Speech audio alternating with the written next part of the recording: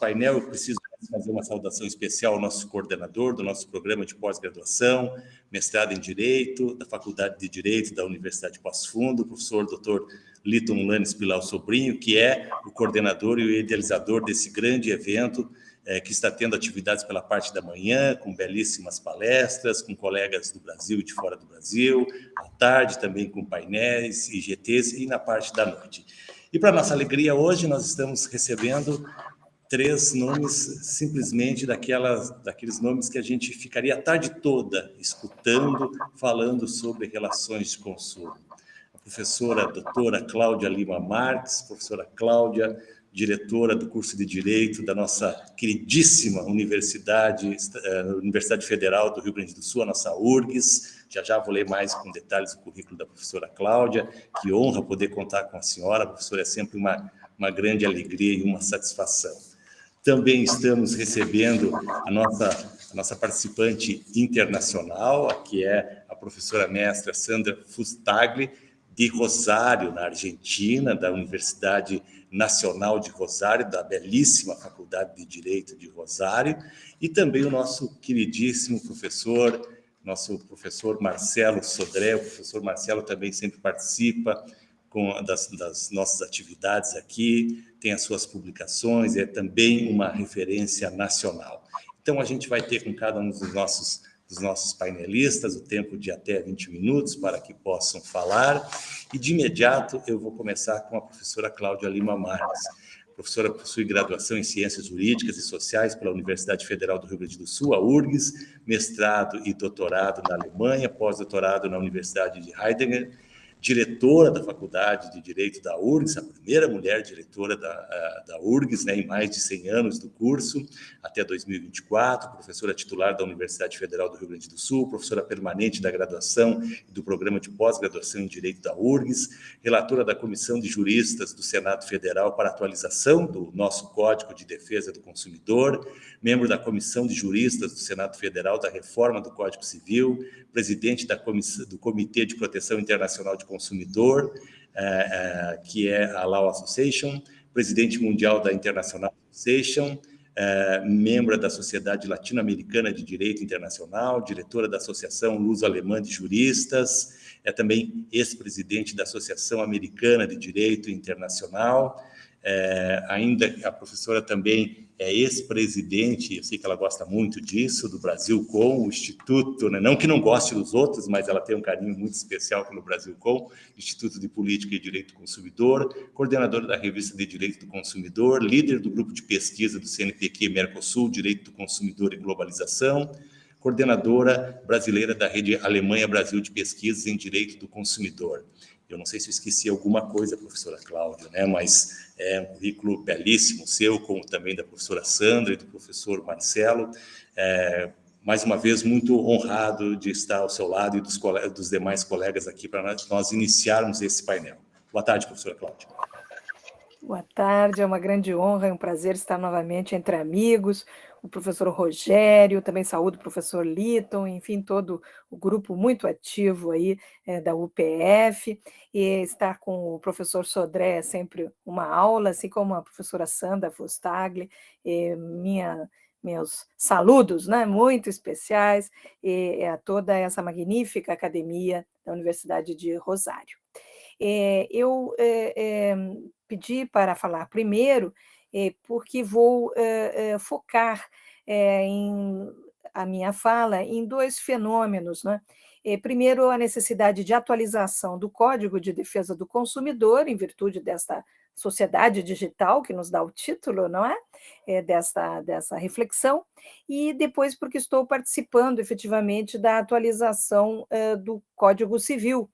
E na reforma do Código Civil, que tem apenas 20 anos no Brasil, não é? Ela é de 2002, já está sendo previsto um título digital, um título especial que trataria sobre esse novo mundo digital, né? Então, eu queria fazer uma reflexão sobre isso. E vou deixar os aspectos mais da sociedade, do hiperconsumo e dos problemas, enfim, na prática, né, que envolvem a privacidade do consumidor, os dados e a atuação das agências, vou deixar todo para o professor Marcelo Sodré, que é o nosso grande filósofo aqui. Eu não vou falar sobre isso, vamos dizer que é um início ao contrário, eu vou começar pelo fim, né? E depois ele vai dar o grande início filosófico das coisas. Bem, então, o que eu preparei para contribuir aqui à reflexão, né? Realmente, o professor Sodré e a professora Sandra vão enfrentar esses temas, né? A nossa sociedade é totalmente diferente, e nós estamos cada vez mais no que se podia chamar de sociedade digital da informação profunda, né? Isso eu participei também do Marco Legal da Inteligência Artificial aqui, que é uma lei brasileira, o projeto de lei 2338, que tenta estabelecer balizas, princípios, éticas para a inteligência artificial, que é um grande desafio realmente de hoje, né? Mas, vamos dizer, esse tema é um tema em movimento, né? E quais são os dois movimentos que eu quero tratar? O primeiro começa em 2010, quando o parlamento brasileiro chama o ministro Antônio Herman Benjamin para ele ser presidente de uma comissão de atualização do Código de Defesa do Consumidor, né? Isso começa com os estudos lá do professor Marcelo Sodré e dos colegas de São Paulo sobre os 10 anos, depois os 20 anos, quando o código vai completar 30 anos, é chamado vamos dizer, essa atualização, né? Acho significativo isso, que foram 30 anos do Código de Defesa do Consumidor e já só 20 anos do Código Civil, porque a coisa está aumentando, vamos dizer assim, o ciclo de inovação é menor, né, agora. Bem, e a primeira temática era a vitória da ADIM dos bancos, a ADIM 2591, que era a temática do superendividamento, do crédito responsável. Naquela época nem tinha essa terminologia do crédito responsável ainda, que vem da OECD, né? Acho que talvez tivesse na Europa, né? Mas não era assim tão comum, né? O próprio superendividamento era, vamos dizer, ainda um pouco misturado com a falência do consumidor ou a insolvência das famílias, era outra terminologia, né, naquela época. Bem, mas o ministro Antônio Herman Benjamin já sugere como segunda temática o mundo digital. E como terceira temática, vamos dizer, a proteção coletiva, que eu acho que tem também tudo a ver, né? Proteção coletiva dos consumidores. Esse projeto de lei da proteção coletiva não vingou, não foi aceito pelo Senado Federal. Já o primeiro, sobre crédito e superendividamento, prevenção e tratamento, hoje é a Lei 14.181, portanto, é o Código de Defesa do Consumidor, aqueles artigos 54A e seguintes, 104A e seguintes, a parte processual. E o projeto que foi aprovado por unanimidade no Senado Federal, mas que ainda não virou lei, é esse que eu quero aqui explorar, que é o projeto de lei 3514 de 2015. Esse projeto tem como inspiração a então diretiva europeia dos anos 2000. Então, ele é um pouquinho datado, né, de 2000. Agora, a Europa já tem a chamada Digital Service Act, né? E tem duas diretivas de 2019 sobre o fenômeno que eles chamam de compra e venda de bens digitais e serviços e conteúdos digitais, né? Então, essa é uma temática que eu quero explorar, isto é, essa modificação do mundo digital que impacta o direito do consumidor. E ele tem uma parte internacional, que foi de redação minha, da professora Nádia de Araújo. Por quê? Porque já naquela época se imaginava que o mundo digital ou o comércio eletrônico ele não tem mais fronteiras, né? Então, foi necessário regular o fenômeno, vamos dizer, da internacionalização, né? Era uma época também que os brasileiros viajavam muito para o exterior, até hoje viajam muito, né?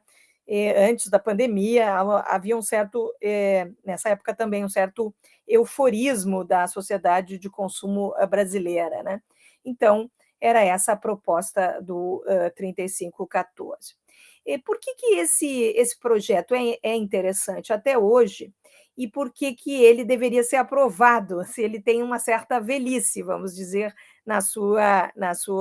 no seu fenômeno? E o que ele não consegue realizar? E aí vem a segunda parte, que é essa atualização do Código Civil, que eu acho que realmente é bem necessário. O que esse projeto tem de útil? O projeto enfrenta, vamos dizer, os fenômenos básicos da digitalização que impactam o direito do consumidor. Qual é o primeiro fenômeno? É a chamada desumanização total, né? Que hoje pode ser até um robô do outro lado, né? Então, o Código de Defesa do Consumidor ele é baseado no princípio da boa-fé. O princípio da boa-fé é um pensar refletido, é um pensar no outro, é que tem que identificar esse outro. E ele tem que identificar quem é que está contratando, se é uma criança, se não é uma criança, se é uma pessoa, né, idosa, se é um deficiente visual ou não é? Então, essa ideia da alteridade, que o Código de Defesa do Consumidor tem como fundamento, né, informa, né, colocar uma forma que o outro entenda. Então, o projeto ele é importantíssimo porque ele vai fazer uma perenização das formas. Ele foi copiado pelo decreto presidencial, né, que tenta perenizar, só que, claro que o decreto não é inconstitucional, mas deve ser por lei, os deveres de boa-fé, os deveres de conduta, eles estão cláusulas gerais, mas fica mais pedagógico quanto a essa perenização, essa identificação das necessidades do outro, das dificuldades do outro, né? Como é que eu vou comunicar isso? Como eu vou tornar comum ao outro alguma informação que eu detenho como expert e o leigo não detém, né? Então, o entendimento da relação está muito bem tratado nesse projeto. Então, são coisas simples, o senhor diz, mas não está dando problema nisso. Bom, não sei, porque o que tem de caso de comércio eletrônico para saber se contratou ou não contratou, se recebeu, se não recebeu, se o clique vale, se não vale, se o okzinho é contrato ou não é, é um monte, gente, é um mundo. Eu fiz uma vez uma pesquisa no TJ São Paulo sobre comércio eletrônico, fiquei pasma do número de casos que havia, né? Claro que ali aparecem também juizados especiais de pequenas causas, aí realmente é uma multidão. Então, por que não ser mais pedagógico na parte da informação, na parte da perenização dos dados, da identificação, inclusive para entrar com ações, porque ali tem novas sanções e novas identificações. Porque vamos dizer, um fornecedor físico, você sabe onde é que fica a loja, você pode ir lá reclamar. Um fornecedor digital, ele pode ter muitos CNPJs, muitos. Aí você entra e penhora o errado. São coisas pequenas, eu vou dizer assim, isso não é essencial, mas facilitaria muito. Temos que aprovar, essa coisa é mínima, ninguém é contra isso. Foi aprovado por unanimidade. Não tem uma emenda sobre isso, porque isso é o básico, o problema da despersonalização. O segundo problema que ele enfrenta é a desmaterialização do contrato e das garantias. Vejam que o Código de Defesa do Consumidor tem um regime interessante que é dos vícios do serviço. Os fazeres são imateriais, né? Fazer é uma imaterialidade. E aí ele diz que a informação vai ser parte do vício dessa imaterialidade. Então, ele tenta materializar, né? Até os fornecedores usam isso, né? Eles chamam assim ao meu produto de seguro-saúde. Não é produto, porque é serviço, né? Mas é o pacote, né? Então, é aquela informação sobre o que contém, qual é a qualidade do que contém, né? Ou, em termos digitais, qual é a rapidez de uma coisa. Nós temos um monte de conflitualidade no Brasil sobre a rapidez, né? Sobre a memória.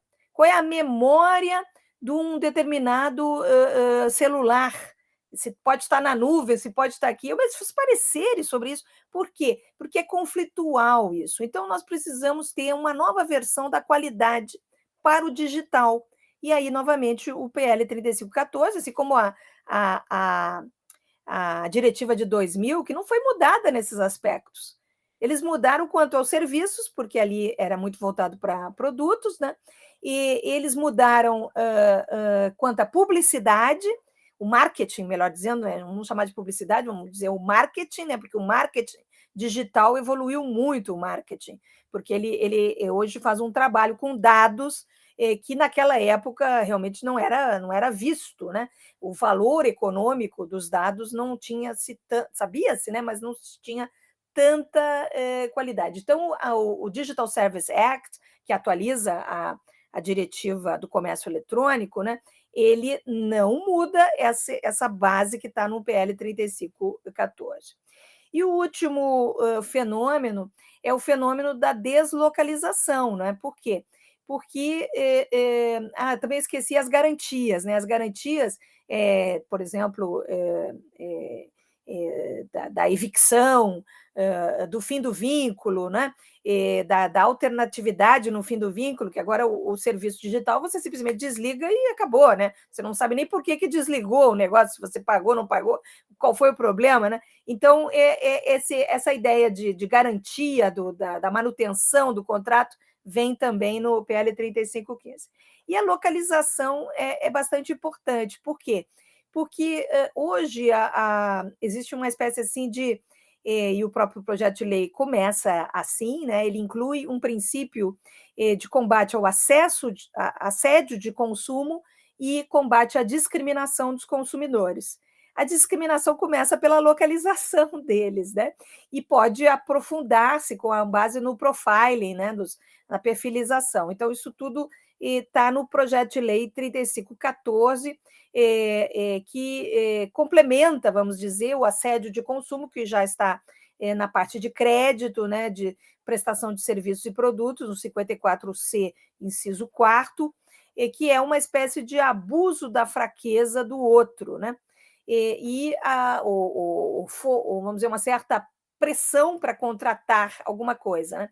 Essa pressão também vem dos dados, porque você identifica qual é o grupo que você pode fazer essa pressão, né? No digital, temos o telemarketing, o spam, temos os chamados novas práticas comerciais, né? Que são padrões escusos, né? O dark patterns. Então, realmente, o PL seria de uma utilidade enorme se ele fosse simplesmente aprovado, né?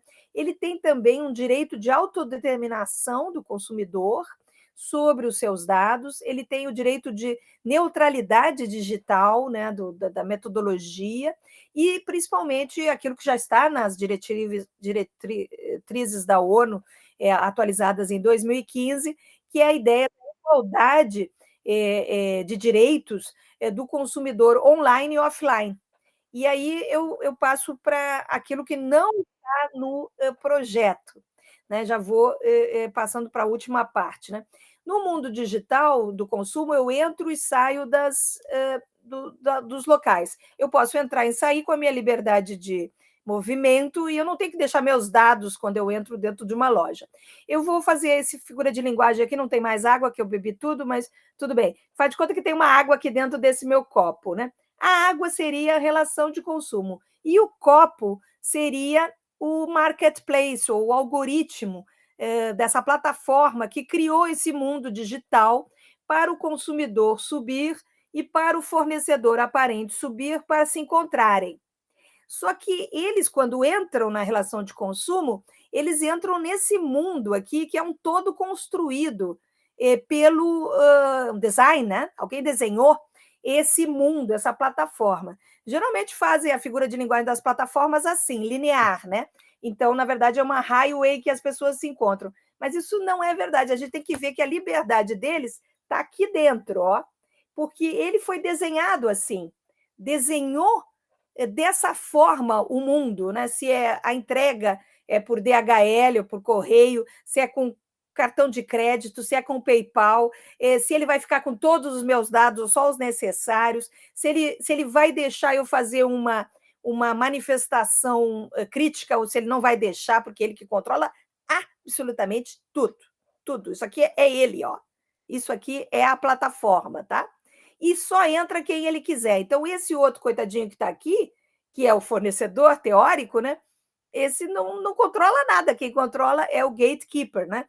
Ou o controlador do acesso, vamos chamar assim, o guardião do acesso, fornecedor principal. E ele é um intermediário, veja que ele está numa coisa difícil, né? Nós pensamos muito sobre isso e decidimos, e foi também uma linha, que as definições de fornecedor e consumidor não seriam mudadas, porque elas são realmente um ponto forte do Código Civil. Então, o gatekeeper ele está no artigo 3º. Ele é o remunerado aqui, tá vendo? E ele é o controlador. Então, isso não está no projeto de lei 3514, porque não precisava, segundo a nossa visão. Tem gente que diz que precisa, que chama. Tem o Schwartz, que tem uma bela tese sobre isso, chama de fornecedor fiduciário, porque ele é o controlador e tal. Eu acho que não precisa. Bem, e a outra coisa que não está, e que eu sugeri, e vamos ver se vai ser aceito, mas que vai poder estar na atualização do Código Civil, porque eu acho que não é um fenômeno restrito ao consumo, mas eu vou explicar no consumo, que fica mais claro no consumo. Assim como essa nova fase da pós-modernidade, né, ou do hiperconsumo, como está dito no título, né, é uma fase de simbiose de chips e de telecomunicações, sabe, essa fase atual que permite, inclusive, o trabalho com dados, né, e a inteligência artificial, permite a internet das coisas, permite uma interoperabilidade de tudo, há uma outra simbiose no ar, né? Então, aquela primeira era o encontro do tempo e do espaço junto, né? A rapidez dos nossos tempos, né? Então, essa é bem interessante, essa evolução do digital. Mas hoje nós temos o digital assim, ó, vou mostrar o meu celular. E esse celular, ele, inclusive, nem é mais fabricado, o meu é muito muito bom, eu não abro mão dele, mas é uma marca que não vai mais trabalhar com celular. Então, esse aqui é o último dos moicanos, como disse, né? Mas não importa. Ele não vale nada, nadinha, na dica de nada, como matéria. Ó. Bababá, morreu. 0, talvez 1, menos 1 até, entendeu? Mas ele vale muito pelos serviços que ele presta e pelo conjunto de bens, conteúdo digital que ele tem, que são os aplicativos que funcionam com ele. A marca concorrente já tem os aplicativos integrados nela, né? Essa aqui não, você tem que baixar os aplicativos e tudo. E lá os aplicativos funcionam com os segredos da própria marca, tem uma melhor interoperabilidade. Esse aqui, que é um Android, né? Ele não tem essa característica. Então, você compra os bens, que são conteúdos digitais, que seriam os aplicativos, põe dentro dele, né? Ou não compra, porque é de graça, e aí você consegue ver televisão, ouvir rádio, mandar mensagem, até usar como telefone. É um conjunto, é um pacote de coisas. Então, isso eu e o professor Bruno Mirage chamamos de produtos e serviços simbióticos. Só que essa ideia da simbiose não é exatamente a inteligência, porque eles podem ser simbióticos e não serem inteligentes, mas eles podem ser também autoexecutáveis ou inteligentes, né? Que eles mesmos vão sozinhos assim nas coisas, né? Mas aqui a simbiose é uma expressão de Antônio Hermann Benjamin, assim como ele criou a expressão hipervulnerabilidade, né? E alguns, como Hans Mittglitz, dizem que no mundo digital todos os consumidores são hipervulneráveis, né? No mundo digital, isso acho também uma coisa bem interessante, mas é mais filosófica, vou deixar para o professor Sodré, né? Eu estou terminando aqui. Assim, os produtos e serviços simbióticos, eles são como se fossem contratos coligados, né? Você quer a expectativa conjunta deles e não só o telefone. Se funcionar só como telefone, você joga no lixo, porque você não quer isso. A expectativa é o conjunto total disso, né? E o ministro Antônio Hermann Benjamin, numa decisão que se refere a um fax, portanto, a um telefone antigo, né? Que hoje nem tem mais fax, era um fax de uma empresa, então não é consumo. Ele diz que houve um hackeamento através da linha telefônica, hackearam o fax, o produto, né? O produto foi hackeado através do serviço. E aí ele diz que a qualidade do produto hoje inclui seguranças diferentes, porque ele é interoperativo. entendeu? É como a tua geladeira simplesmente estragar todos os produtos que estão lá dentro porque alguém conseguiu hackear a geladeira. Isso não pode ter uma geladeira que pode ser hackeada, não. Mesmo que ela seja inteligente, né? Não tem como. Ou ela comprar bilhões em reais porque está faltando um pouquinho de leite ali, também não tem como, né? Então, esse tipo de funcionalidade conjunta, interoperabilidade, segurança, durabilidade mínima, é da simbiose. E ele usa essa expressão, produto e serviço simbiótico, né, que eu e o professor Bruno Mirage absorvemos, e nós nos concentramos mais nos serviços que têm conteúdos digitais. Nós achamos que são os serviços que são dominantes, e não os produtos que são dominantes. Isso também é uma mudança de paradigma interessante. Bem, onde é que vai ficar isso? Isso vai ficar no Código Civil, na minha opinião, porque não é só para o mundo do consumo, né? O mundo do consumo, ele aparece mais clara a vulnerabilidade do consumidor desses produtos e serviços simbióticos. Mas os produtos e serviços simbióticos são, por exemplo, uma colheitadeira. A colheitadeira, inclusive, não tem mais nem operador, ela colhe sozinha. E se ela colher sozinha errada, tá frito o cara, porque não consegue nem parar, né? Por quê? Porque o aplicativo é dominante, não é a colheitadeira, não é o produto, né? E que é vendido até como cessão de direitos. Então, nós estamos estudando, são 35 pessoas, né? Eu estou na parte de contratos, então não posso dizer o que vem em matéria de bens, obrigações, eu não sei, né?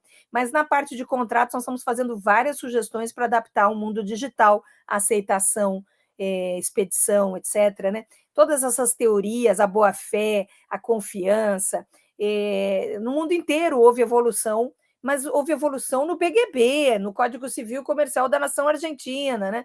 Não foi só na Lei de Defesa do Consumidor que isso que completou agora, inclusive, 30 anos a lei argentina, né? Faço uma homenagem aqui pela presença da professora Sandra, né? Não foi nessa lei, foi no Código Civil. Então, é por isso que eu queria dar esse recado e convidar a todos que estejam localizados no sul do país, Rio Grande do Sul, Santa Catarina e Paraná, nós vamos fazer uma audiência pública sobre esse projeto de Código Civil no dia 20 de novembro desse ano, às 14 horas, no pleno do Tribunal de Justiça do Rio Grande do Sul, será teletransmitido pela TV do Senado. Antes haverá uma aula magna teletransmitida também pela TV do Senado na Universidade Federal do Rio Grande do Sul, onde o projeto será apresentado por alguns dos seus relatores, e à tarde o relator-geral, o doutor Flávio Tartucci, vai explicar o projeto, e nós vamos ter um grande debate, com possibilidade, inclusive, de sugestões do público. Então, eu acho que é o momento da gente pensar, aprovar o PL 3514 e pensar no que vai ser incluído no Código Civil. Muito obrigada. Hein? Professora Cláudia, nós é que agradecemos a sua contribuição, a senhora trazer essas informações tão valiosas para nós, fazer esse resgate da importância da aprovação do PL 3514, que é lá de 2015, né, e que a senhora, assim como a lei do superendividamento, a senhora tem trabalhado tanto para que seja aprovado, essa preocupação da atualização do Código Civil, e que bom que estamos representados pela senhora nessa comissão, né? O Rio Grande do Sul fica extremamente orgulhoso, né, professor Sodré, de ter a professora Cláudia Lima Marques. E também essa nova preocupação com produtos e serviços simbióticos, que certamente teremos muito ainda para tratar. Então, muito obrigado, professora. Eu vou passar de imediato a professora mestre Sandra Anália Fustagli, a professora professora associada de Direito de Contratos e Direito do Consumidor na Faculdade de Direito da Universidade Nacional de Rosário, diretora da Maestria de Direito Privado da Faculdade de Direito de Rosário, vice-diretora do Centro de Investigações de Direito Civil da Universidade também de Rosário, coordenadora de obras, de livros publicados na Argentina, contratos no Código Civil e Comercial na Argentina e Direito Privado no século XXI. Só para localizar Rosário, a belíssima cidade de Rosário, tem duas referências, o berço das cidades educadoras na América Latina, a qual Passo Fundo e a Universidade de Passo Fundo tem um trabalho muito grande, e fomos lá conhecer a cidade educadora de Rosário, e também é a terra de Lionel Messi. Eu acho que essas duas referências, né, para começar, elas são bastante fortes, e essa belíssima Faculdade de Direito de Rosário. Buenas tardes, professora Sandra, bem-vinda. Muy buenas tardes.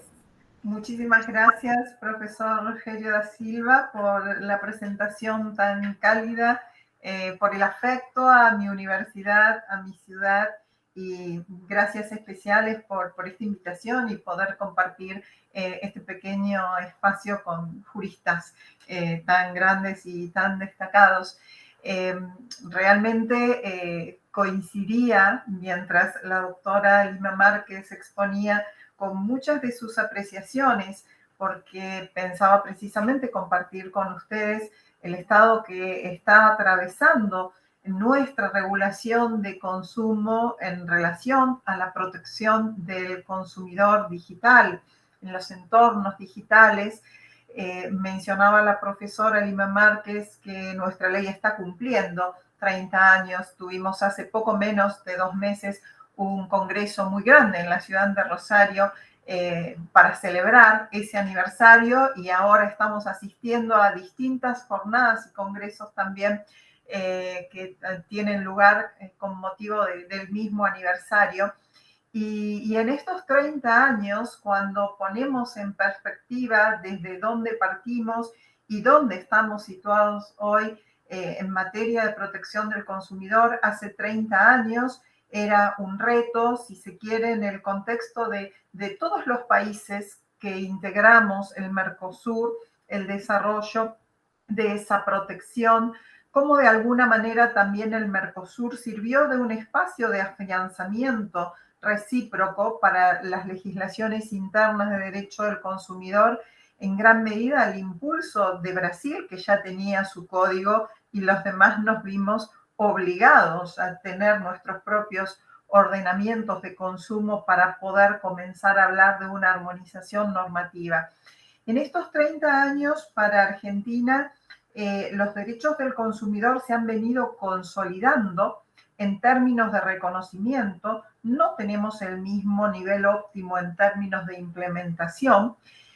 Sin dudas, la sanción hace 8 años ya, mejor dicho, la puesta en vigencia hace 8 años ya del Código Civil y Comercial vino a dar una fuerza renovada a este derecho al consumidor por la decisión metodológica que el legislador tomó de regular allí una base mínima para las relaciones de consumo, para el contrato de consumo, y allí el legislador ya tuvo el acierto de incorporar, aunque sea un mínimo de normas que se ocuparan de la problemática del comercio electrónico.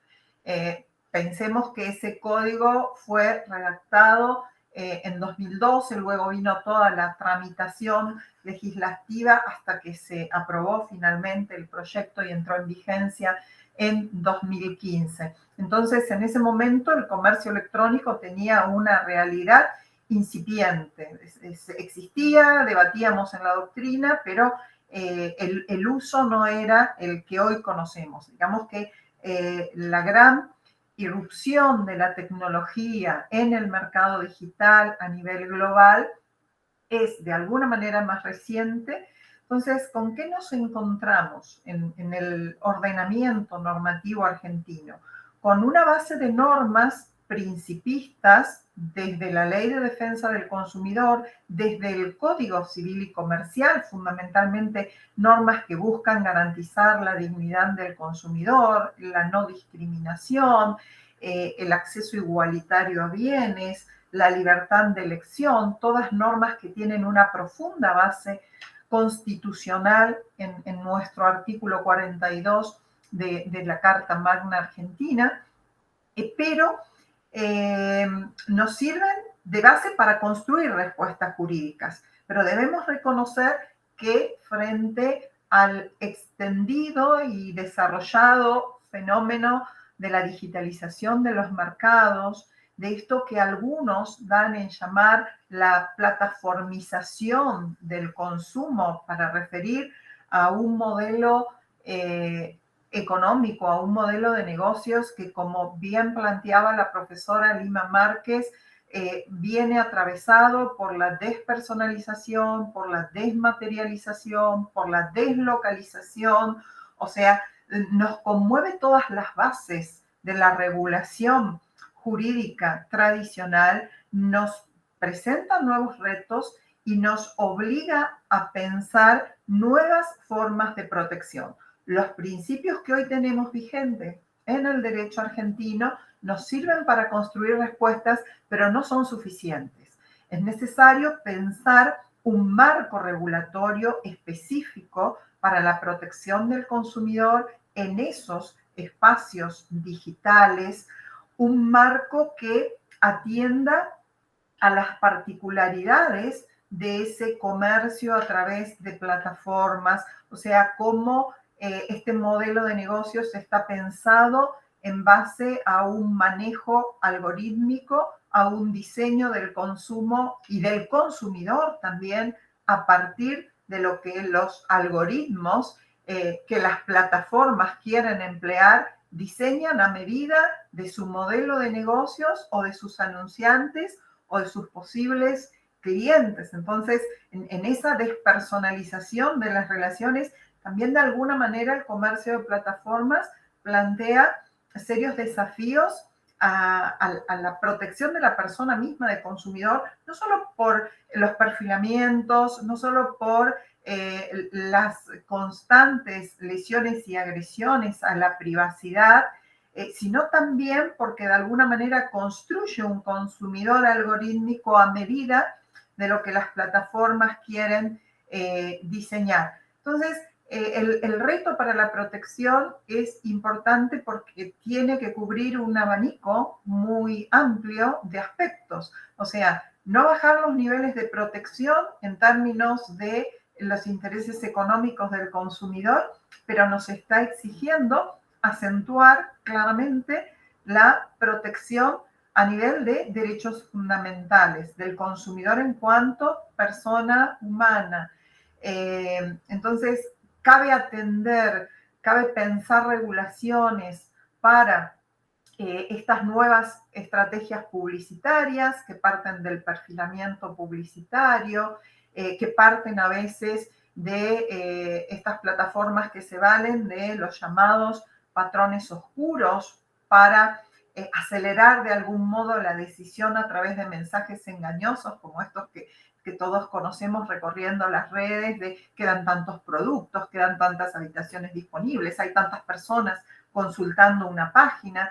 Entonces, ¿cómo garantizar la transparencia a través de fortalecer algunos aspectos básicos que tienen que ver o hacen foco en la información que recibe la profesora Elmia Márquez? Daba algunos ejemplos de lo que están trabajando, la información que recibe el consumidor básica para saber con quién está negociando, pero también quién es el que está haciendo la publicidad, quién está pagando la publicidad, por qué un resultado de búsqueda se vale de determinados parámetros o cuáles son esos parámetros, si tiene o no posibilidades el consumidor de modificarlos. O sea, es una infinidad de aspectos regulativos a los que cabe ir atendiendo. Entonces, nos plantea de alguna manera una resignificación de los alcances del principio de información. También una resignificación de los alcances de la seguridad. La doctora Lima Márquez lo planteaba. Hay que pensar los nuevos perfiles de la seguridad en los entornos digitales. Ya no es solo la seguridad del producto o la seguridad del servicio, es la seguridad de la plataforma. ¿Cómo se garantiza la seguridad del consumidor que accede a esa plataforma? ¿Qué mecanismos le serán exigibles a la plataforma para que pueda garantizarla? Por otro lado, también más allá de que el entorno digital genera vulnerabilidades mucho más profundas para los consumidores en general, cabe pensar una regulación específica para evitar el manejo de datos y el perfilamiento publicitario de niños, niñas y adolescentes, son uno de los segmentos más vulnerables a los que hay que atender de manera muy específica. Si miramos la Ley de Servicios Digitales Europea, el reglamento aprobado en 2022 por la Unión Europea pone foco aquí y establece prohibiciones y restricciones en materia de perfilamientos vinculados a niños, niñas y adolescentes. Entonces, vemos que asistimos a un escenario donde necesitamos fortalecer la protección a partir de marcos regulatorios que estén pensados específicamente para la problemática que ofrece esa plataformización que se ha dado del consumo, ese nuevo modelo de negocios que plantean las plataformas y que, si se quiere, nos conmueven, como de alguna manera expresaba la doctora Lino Márquez, todas las categorías del derecho privado, desde qué son cosas, qué son bienes, qué son servicios, qué somos las personas o quiénes son personas a la luz de esa digitalización.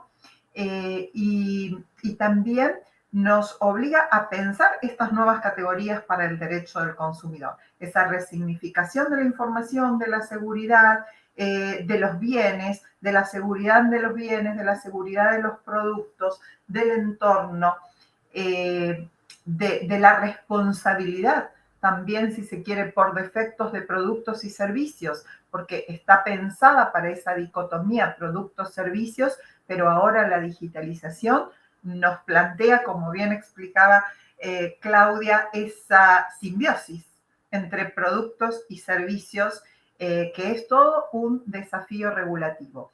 ¿En qué contexto nos encontramos en Argentina? Bueno, también se están trabajando proyectos que tienden a la codificación del derecho del consumidor a través de una reforma a la ley, proyectos que también fueron elaborados en un momento histórico donde la disrupción digital no era todavía tan profunda, fueron de algún modo gestados antes de la pandemia y ahora el fenómeno se agudizó, entonces tal vez cabe revisar también o incorporar en esos proyectos estos lineamientos que son esenciales junto a otros que seguramente estoy omitiendo mencionar.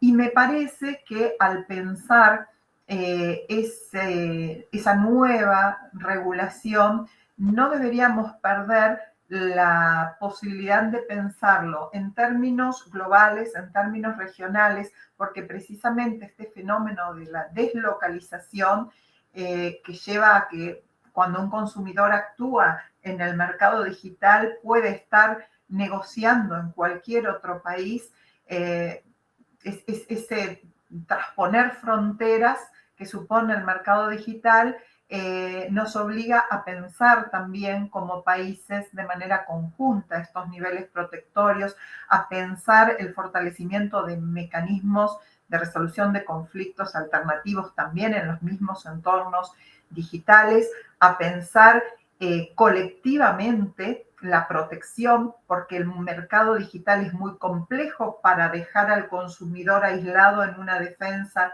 individual, y creo que nos obliga a pensar mecanismos también de fortalecimiento de las asociaciones de consumidores para que puedan ser parte de esta defensa colectiva de los intereses de los consumidores en los entornos digitales.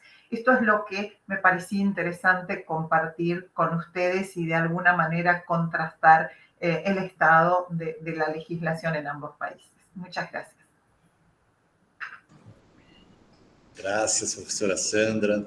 Muito boa a sua contribuição também. Que importante a gente fazer esse diálogo aqui, Brasil-Argentina, né? Nessa perspectiva do digital, de desafios que temos no mundo globalizado.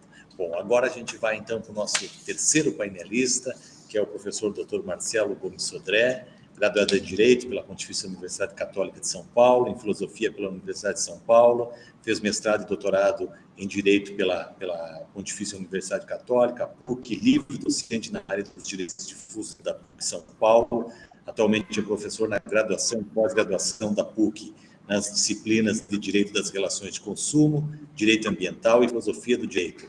Advogado, procurador do Estado de São Paulo de 1990 a 2017, integra o Conselho do Projeto Criança e Consumo do Instituto Alana, integrou o Conselho Diretor da Consumer International e também do IDEC, o Instituto Brasileiro de Defesa do Consumidor, diretor do Brasilcom, o Instituto Brasileiro de Política e Proteção do Consumidor, diretor executivo do PROCON em São Paulo, de 88 a 1994, membro do Conselho Estadual de Educação no Estado de São Paulo, de 88 a 98, presidente do Conselho do Greenpeace no Brasil, 2009 a 2011, coordenador da Faculdade de Direito da PUC São Paulo, 2007 a 2009, diretor adjunto da Faculdade de Direito da PUC 2009 e 2013, secretário adjunto do Meio Ambiente do Estado de São Paulo em 2015, assessorou a comissão que redigiu o Código de Defesa do Consumidor, integrou o Conselho da Escola Superior da Procuradoria do Estado de São Paulo e exerce atualmente a função de coordenador geral do Instituto de Pesquisas Ambientais do Estado de São Paulo. O professor Marcelo também tem uma belíssima trajetória de décadas dedicado à defesa do consumidor, ao meio ambiente, e também a gente tem o prazer de poder contar com o senhor aqui, ele receber mais uma vez de forma virtual e poder lhe escutar a partir de agora. Bem-vindo, professor Marcelo. Obrigado. Queria agradecer muito o Rogério, agradecer muito o Liton, né, pelo convite, né, vocês aí tem um nível de participação, um nível de aprofundamento realmente que só temos elogios, né, a gente acompanha, né, no mundo acadêmico, né, o trabalho que vocês fazem aí, um trabalho brilhante, né. Queria agradecer muito, então, o convite de vocês, é sempre um prazer estar aqui. Cumprimentar a professora Cláudia, né, amiga de muitos anos, companheira, né, parceira de muitas coisas, né, e cumprimentar também a professora Sandra, dizer do interesse do tema que ela tratou aqui, dos nossos amigos argentinos, né, sempre é bom a gente acompanhar o que está acontecendo, né. Então, eu vou falar um pouco, né, desse tema. Primeiro do hiperconsumo, né? A Cláudia disse que nós vamos inverter as coisas, mas é um pouco verdade mesmo, né? Nós vamos acabar invertendo mesmo, porque eu vou falar um pouco mais geral, né? Quando a Cláudia já falou um pouco mais específico do que está acontecendo no dia de hoje, né? O que está acontecendo imediatamente agora, né? E eu vou fazer uma reflexão um pouquinho mais longa, né? O certo mesmo seria eu ter falado primeiro, né? Mas essa vida corrida, eu estava chegando, eu precisava de 5 minutos de tranquilidade para poder colocar a cabeça no lugar, né? Bem, o tema que vocês me passaram, né, a primeira coisa que eu acho que valeria a pena desenvolver um pouquinho, Rogério, é o tema da chamada sociedade de hiperconsumo, né? Fala um pouquinho sobre isso, né? Existe uma polêmica muito grande entre principalmente antropólogos, alguns historiadores, etc., tal, de quando que começou a ideia de sociedade de consumo, né? Acho que tem algum microfone aberto aí que está fazendo barulho, né? Está ressoando. Obrigado. Né? Existe um debate muito grande entre historiadores, antropólogos e tudo mais, quando começou a sociedade de consumo, né? Porque compra e venda, Instituto de Compra e Venda, etc., praticamente sempre existiu desde o início da humanidade, né? E outros institutos sempre existiram, né? Mas a ideia da sociedade de consumo, essa ideia é uma ideia um pouco mais recente, né? Então, a primeira discussão um pouco mais complexa é entender aonde vem a sociedade de consumo. Eu não vou ficar falando disso, porque seria só isso daria para falar umas 2 horas tranquilamente do debate que existe entre antropólogos, principalmente antropólogos e historiadores da sociedade de consumo. Mas seja como for, praticamente existe um certo consenso que sociedade de consumo é uma coisa ligada à ideia da modernidade, né? É na modernidade que acontece o que a gente chama de sociedade de consumo. Isso vem mais ou menos desde o século XVII, século XVIII, desemboca com muita força no século XIX, né? Essa é a ideia de sociedade de consumo, né?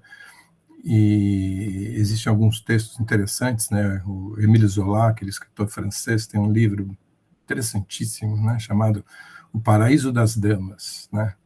O Paraíso das Damas. Ele escreve em 1860, mais ou menos, Cláudio, e ele diz lá, em 1860, o Émile Zola, né?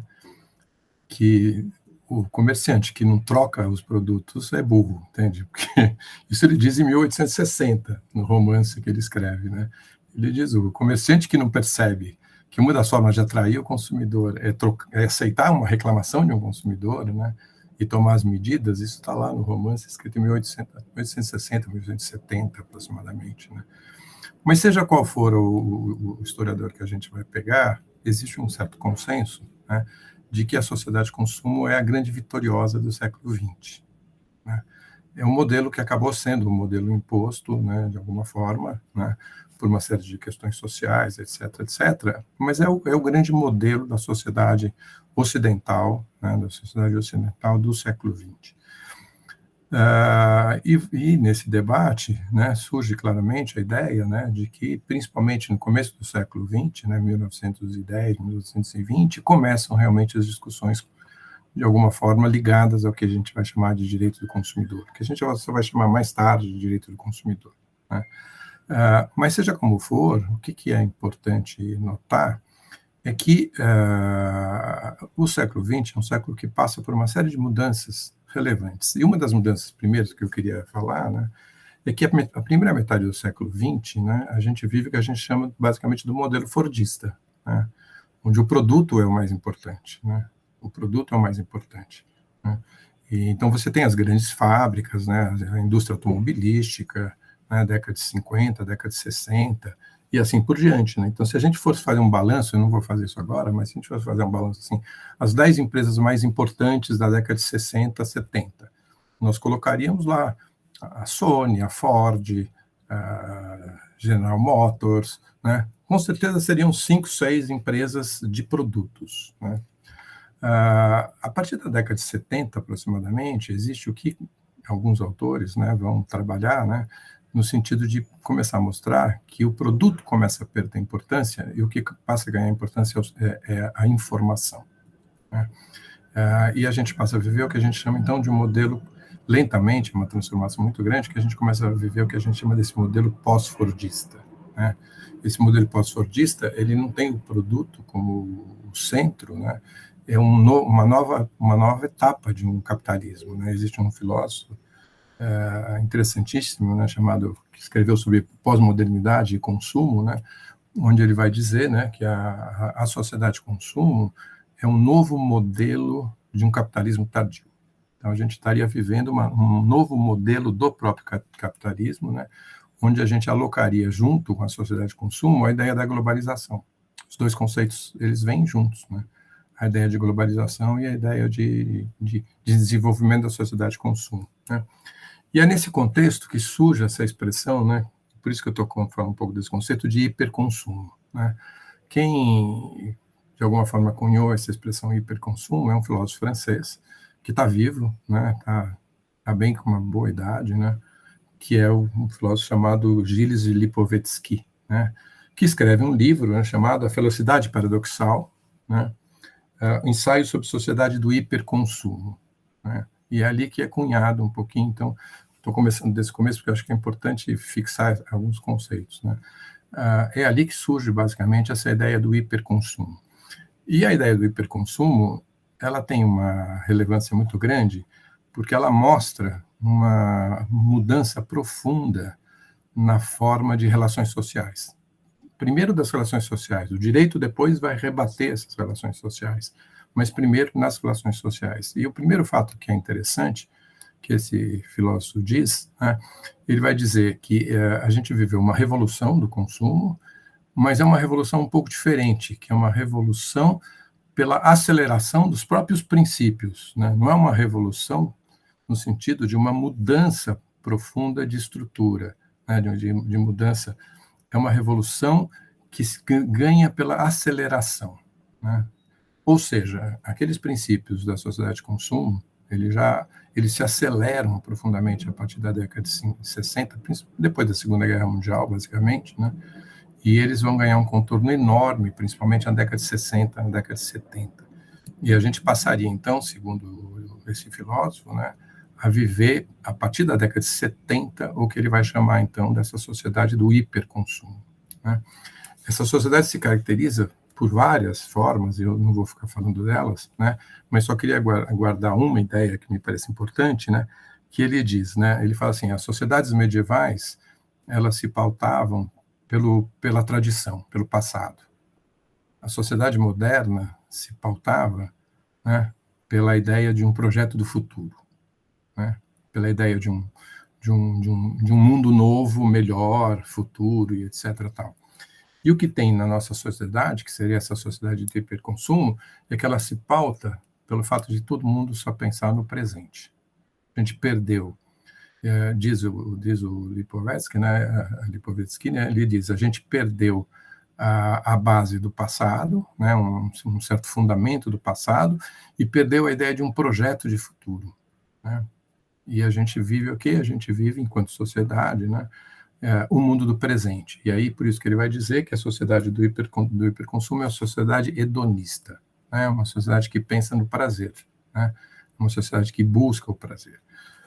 Bem, se a gente acoplar essa ideia, que eu estou rapidamente passando, né, para vocês, né, o mundo virtual, quer dizer, se a gente tem uma ideia de uma sociedade hedonista, onde o mundo dos serviços, o mundo da informação, basicamente o mundo da informação, passa a ser o universo relevante, né, e a gente acoplar o universo do virtual, né, aí a situação fica complicada, né?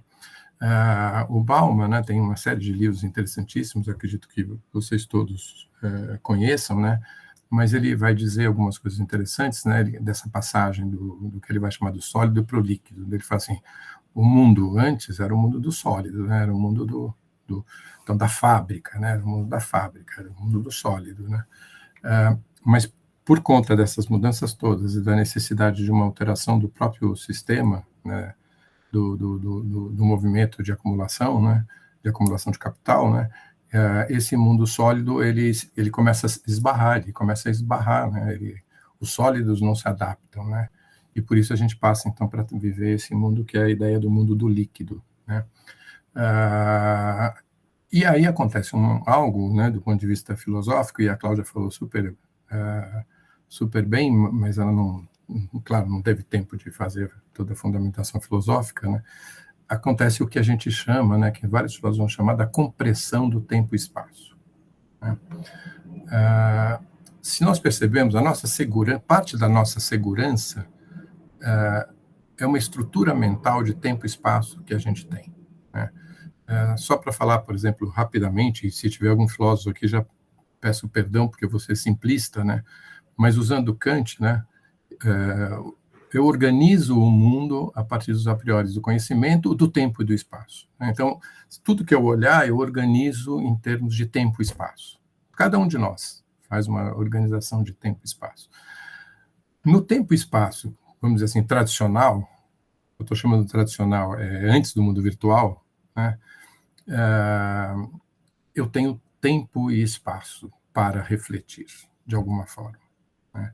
Eu reconheço as coisas no tempo, reconheço as coisas no espaço. Então, a Cláudia deu um exemplo que é interessante. Quando eu entro numa loja, né, eu sei que eu estou entrando numa loja, eu sei que vão me oferecer produto, né, eu sei que eu vou ter que pensar qual que eu quero, eu sei que eu vou, de alguma forma, fazer uma opção, eu sei que se eu posso ou não depois devolver o produto, etc. Tal.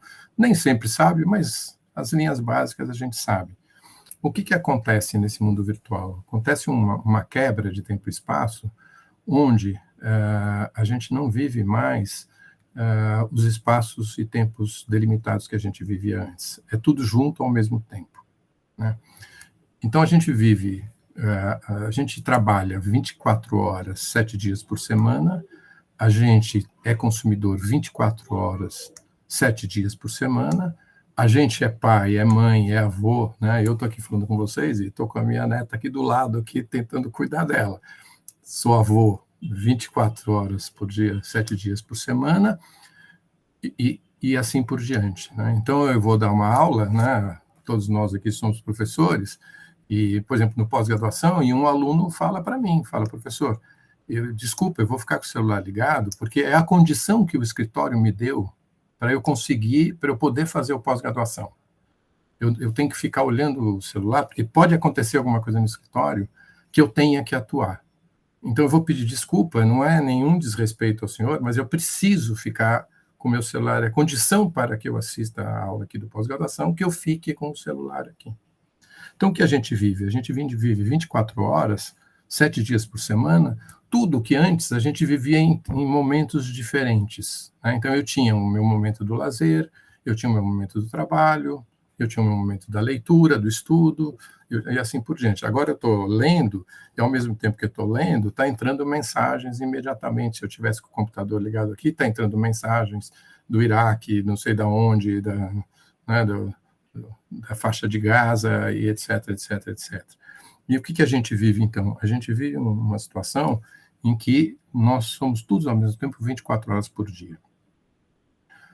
Daria para discutir muito mais, aprofundar muito mais essas ideias, mas por que eu estou falando disso? Porque muda o conceito de vulnerabilidade.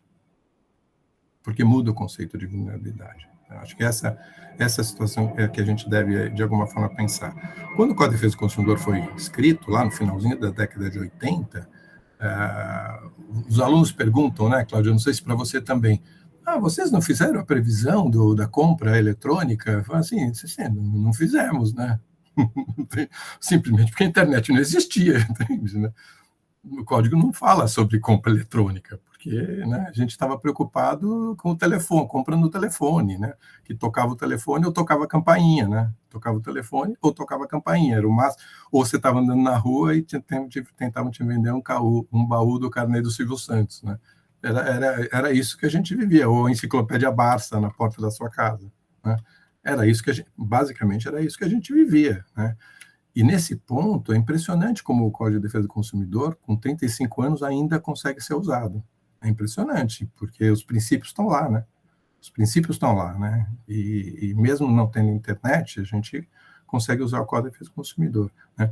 Então, o que acontece? Acontece que a ideia de vulnerabilidade que está presente no código, apesar dela ser principiológica, e o próprio código não definiu o que é vulnerabilidade, né? A lei não define o conceito de vulnerabilidade, né? Mas ela coloca vulnerabilidade e hipervulnerabilidade, né? A ideia que a Cláudia expôs agora, hipossuficiência, hipervulnerabilidade, né? Então, a vulnerabilidade seria uma condição de todos.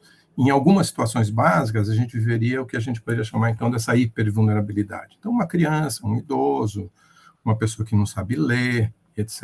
Tal, né? O que acontece hoje, né? E aí, a gente teria que estudar muito para entender melhor que tipo de vulnerabilidade a gente vive hoje, né? A professora Cláudia e o professor Bruno escreveram um livro sobre vulnerabilidade. Aliás, Cláudia, eu vou fazer uma reclamação aqui. Você sabe quanto está custando o seu livro nos sebos? R$500. Ele é esgotado e ninguém consegue comprar, precisa falar para a editora, porque quando o livro é comprado em sebo por R$500, é porque tem gente procurando, né?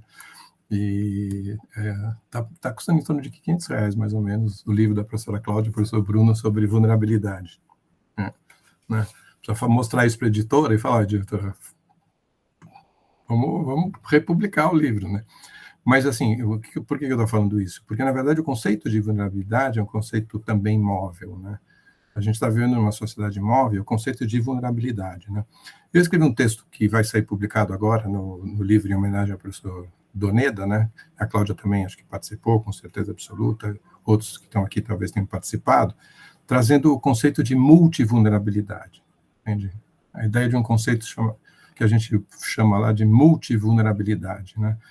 Que é para distinguir um pouco essa ideia da vulnerabilidade, da hipervulnerabilidade, mas dizer que a gente tem que trabalhar com um novo conceito de vulnerabilidade, porque se antes a minha vulnerabilidade ou a minha hipervulnerabilidade estava ligada a uma concepção de tempo e espaço, e etc. tal, hoje está num momento completamente diferente, né?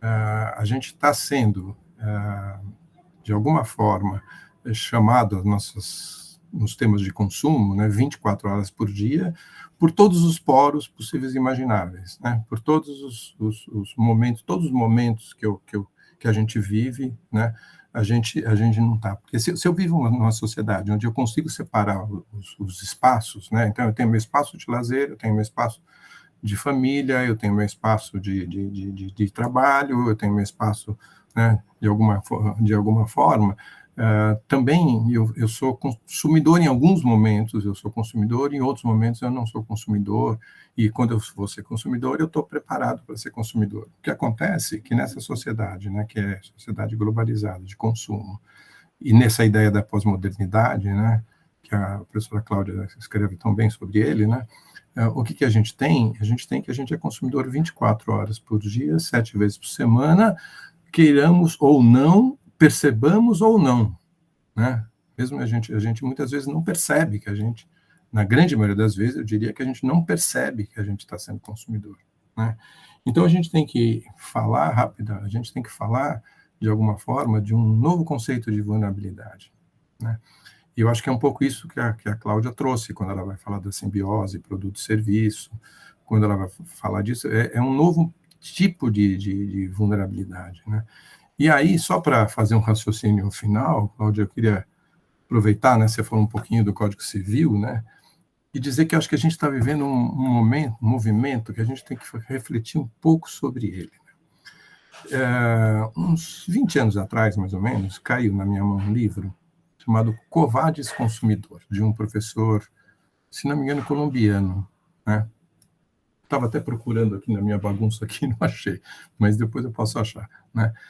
E um professor que fez o seu doutorado na Alemanha, né? Acho que é colombiano, né? E o doutorado dele era esse tema: para onde vai o direito do consumidor, né? E ele, de alguma forma, conclui, e eu fico pensando, aqui eu estava escutando a Cláudia pensar e falando, puxa vida, será que tem algum fundamento ou não?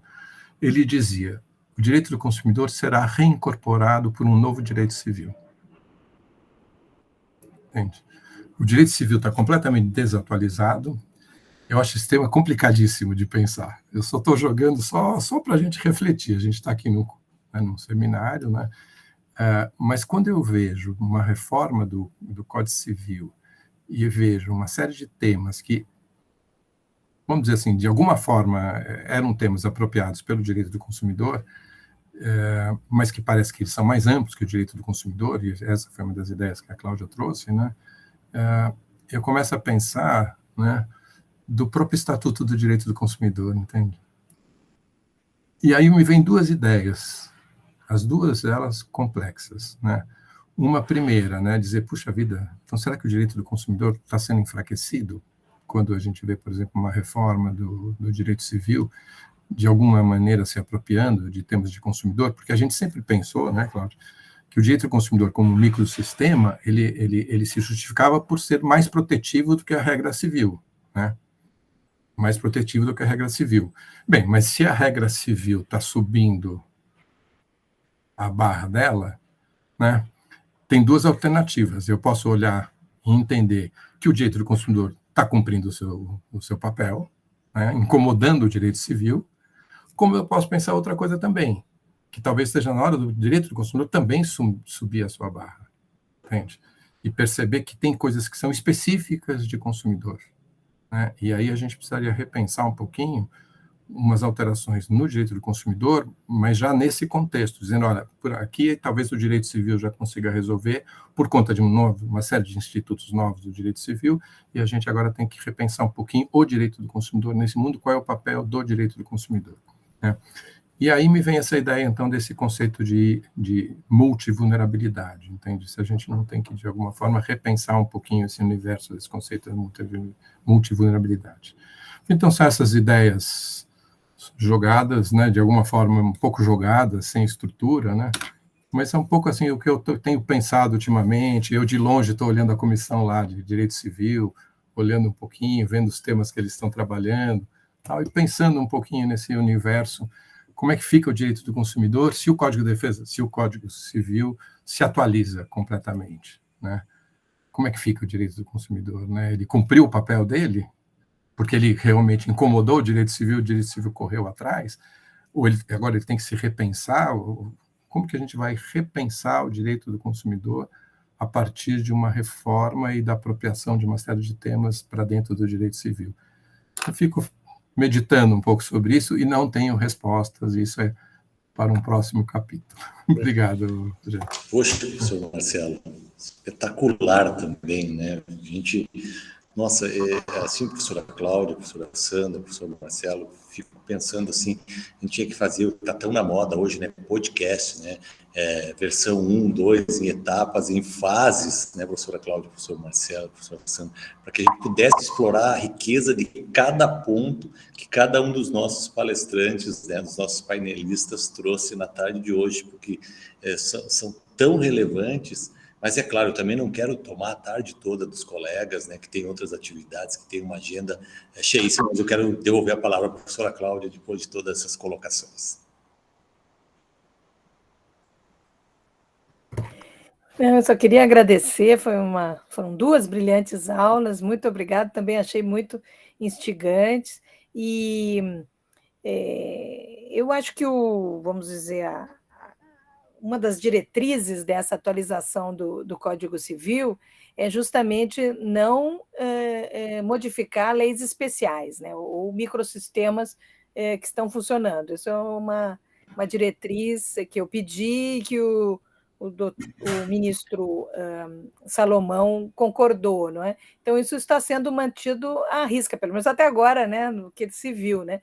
Mas eu acho que, sem dúvida, há um diálogo, né, entre essas fontes, e uma influencia a outra. Então, o que o Sodré falou também do consumidor repensar-se, eu acho também bastante importante. Talvez o projeto de lei 3514 tenha que ser evoluído, né, ou na hora de aprovar, colocar algumas coisas diferentes, né, porque realmente aqui já faz mais de quase 10 anos, né? Então a coisa vai muito rápida. Mas, de outro lado, as lições da Europa são que eles fazem coisas pontuais e agora estão focando nos serviços, né? Que é uma coisa que o Código de Defesa do Consumidor está muito bom, estava mesmo na frente deles, né? Também eles mudaram a diretiva de defeito do produto, né? Mas lá o defeito só era oculto. Então, essas coisas, eu acho que o próprio Código Civil mantém essas coisas do defeito oculto, né? E o Código de Defesa do Consumidor não. Então, eu realmente acho que ainda é cedo, nós vamos ter que ver como é que vai acontecer essa reforma e aí pensar se o consumidor, sem dúvida, vai ter que se atualizar também, né? Espero que o Parlamento brasileiro, acho que o melhor dos mundos, fosse que aprovasse junto o Código de Defesa do Consumidor e o Código Civil. Isso seria o melhor dos mundos, né? Porque aí se poderia, vamos dizer, fazer uma conexão total mesmo entre eles, né? É um diálogo mesmo muito positivo. Mas eu já estou, vamos dizer, como eu estou participando também dos debates, eu já estou um pouco mais animada do que eu estava no início, que eu achei que realmente podia ser o fim do direito do consumidor. Mas isso não é, viu? Que bom. Que bom, professora Cláudia, que bom. Professora Sandra, também foi muito bom lhe receber aqui e sempre ouvir um pouco do que está sendo tratado na nossa querida Argentina. Perdón, doctor, no le comprendí el alcance de la pregunta. Ah, sim, que sempre é bom a gente ter esse diálogo permanente, saber o que acontece, né, na Argentina, professora Sandra. Gracias.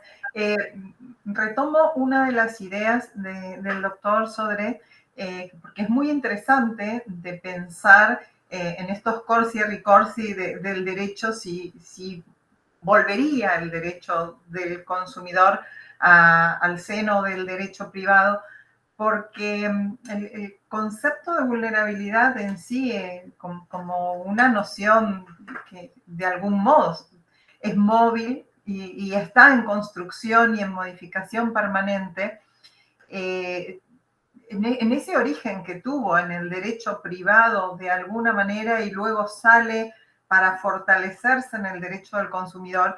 Y hoy se da en el derecho argentino una interacción importante porque desde la vigencia del nuevo código se reconoce en el código un paradigma de protección de la vulnerabilidad en general. Entonces, al ser la vulnerabilidad un concepto transversal a todo el derecho y fundamentalmente al derecho privado, las nuevas ramas, si queremos decir que son nuevas, como el derecho del consumidor, el derecho de la salud, el derecho de la ancianidad, se afincan en una vulnerabilidad concreta y puntual y en elaborar herramientas propias para protegerlas, pero sin perder la conexión con las bases de ese derecho común que puede ser el derecho privado. Entonces, es una tensión interesante de pensar como cuánto estas ramas van a subsistir si las pensamos en la especialidad que justifica o en el principio fundante de cada rama, es como que van a permanecer, pero siempre no con una idea de aislamiento, de funcionamiento indiferente del contexto, ¿no? Es donde el diálogo entre disciplinas jurídicas se fortalece y creo que es importante. Pero es interesante porque muestra las tensiones a veces para definir, que al menos en mi país se da, los alcances del concepto de proveedor, los alcances del concepto de consumidor, hasta dónde se abre uno o se cierra el otro, para abrir o cerrar el ingreso al microsistema y a las herramientas protectorias específicas, cuando se reconoce fácticamente que también hay vulnerabilidades entre empresas, hay vulnerabilidades en otros segmentos. Entonces es interesante, no es para descartar la inquietud que genera el doctor Sodré. Graças, professora Sandra, graças pela sua manifestação também. Então, agora, para fechar, o professor Marcelo. Bem, eu acho que esse debate todo, né, tem uma coisa que eu não falei, mas que eu acho que é importante, né? Talvez, Cláudia, o direito civil esteja, vamos dizer assim, apropriando ideias do direito do consumidor, que é muito bom, né? Que é muito bom de alguma forma, né? Mas existe, acho que, uma diferença básica, que essa parece que é intransponível, né? O direito civil, ele está pensando, aparentemente, o tema da vulnerabilidade, né? Mas ele continua pensando muito mais no tema individual, né? Essa é uma diferença básica, né? Quando a gente vai falar do direito do consumidor, né? O direito do consumidor, como direito ambiental e direito da criança, etc. tal, ele tem esse viés da coletividade, que eu acho que aí ele se mantém muito forte se a gente pensar nesse aspecto, né, dos direitos difusos mesmo, né? Então, você pode ter, talvez, instrumentos no direito civil, um direito civil renovado, etc., tal, para abarcar certas situações que hoje não daria conta, o direito civil não daria conta, mas quando o problema vira coletivo, etc., tal, eu acho que vamos dizer, eu estou falando velho, né, mas é velho porque tem 30 e poucos anos, né, a lei da ação civil pública é de 85, né, então, acho que, assim, pensar do ponto de vista mais de direitos difusos, direitos coletivos, etc., tal, a gente mantém a importância clara do direito do consumidor. Então, acho que a gente nem começou a falar disso, mas acho que daria para abordar esse outro lado que a gente não falou sobre ele hoje. Tá? Obrigado, Rogério, é muito bom participar aqui, porque a gente sai pensando, né? Então, é gostoso, a gente sai daqui pensando nas coisas. Nossa, a gente sai pensando muitíssimo, né? Bom, como eu disse, eu gostaria de ficar mais tempo conversando com os colegas, mas para que não tome mais tempo, queria agradecer muito a professora Cláudia Lima Marques, mais uma vez atendendo o nosso convite, estando sempre presente. A gente sabe do tamanho da sua agenda e o quanto a senhora é requisitada. Um grande abraço, professora, que logo a gente possa se encontrar de forma presencial.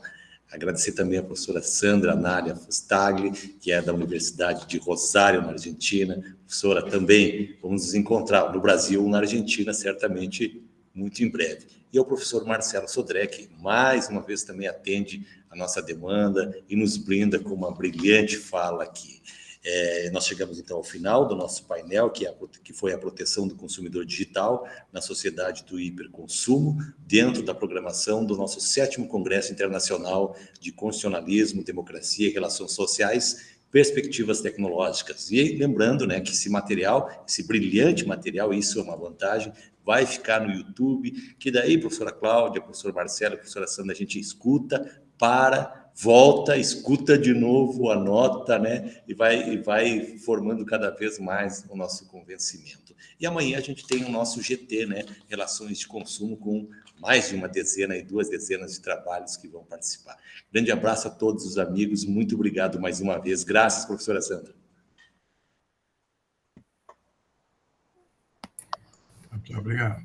Obrigado, professor Marcelo. Obrigado, professora Cláudia. Obrigado. Muy buenas tardes. Gracias. Um abraço. Obrigado, Tchau, tchau.